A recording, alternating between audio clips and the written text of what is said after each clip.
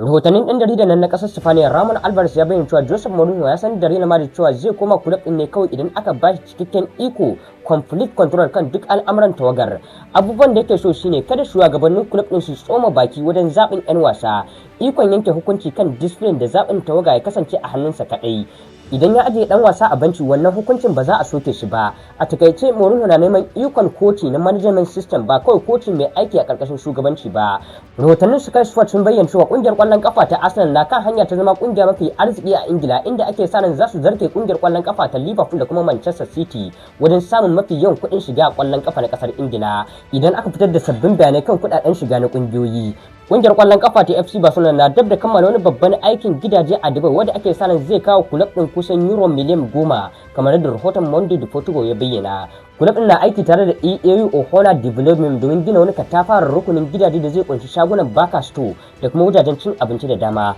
Za a fara aikin ne daga zaran membobin kulab din sun amince da shi a babban taron Majalisar General Assembly. A cewar rahoton El Lagero, idan har Kylian Mbappe bai halarci atisayi a yau ba zai tafiya tare da tawagar Real Madrid zuwa Barcelona ba. Rahotannin ya ce Mbappe yana fama da gajiya overload a jikinsa wanda ke sa kulab din yin taka tsantsan da lafiyarsa kafin wasan. Akwai rahotannin da suka bayyana cewa idan kungiyar kwallon kafa ta Aston Villa ta lashe gasar UEFA Europa League kuma ta gama a matsayin na 5 a gasar Premier, to matsayi na 6 ma zai samu gurbi a gasar UEFA Champions League a kakar gaba. Aston Villa na iya tabbatar da shiga wasan karshen na UEFA League idan suka doke Nottingham Forest a wasan kusa da na karshe zagaye na biyu da zai gudana a yau da misalin karfe 8. Idan muka koma bangaren kasuwar hada-hadar sayar da sayarwar 'yan wasa kuma kungiyar kwallon kafa ta Real Madrid na ganin Kenan Yildiz na kungiyar kwallon kafa ta Juventus a matsayin babban burin shugaban club din Florentino Perez. Rahotannin ya ce idan har wannan tafiya ta tabbata Yildiz zai haɗu da abokin wasansa na kasar Turkiya Ada Güler a Santiago Bernabeu. Kungiyar kwallon kafa ta Manchester United bata shirya mayar da Rashford cikin tawagar 'yan wasanta a kakar wasa mai zuwa ba